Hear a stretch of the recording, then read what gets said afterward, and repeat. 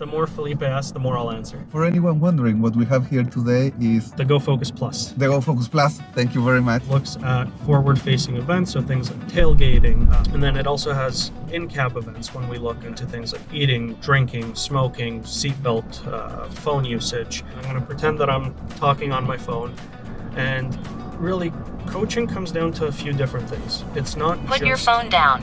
And there we go. The camera reminding me to put the phone down. And just 30 seconds ago, you mentioned snow, and now we're in a small blizzard.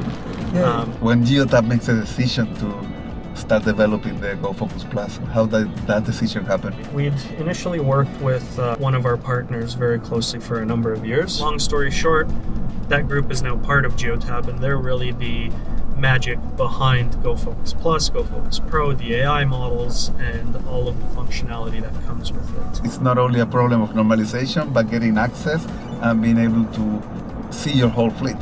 If something happens, when something happens, they'll have the record. They can set the record straight on what actually happened. Should we start singing karaoke, or should I take the hot wings out? Oh, no, Felipe. We're just going for a drive today. We want to stay safe. Okay, let's go.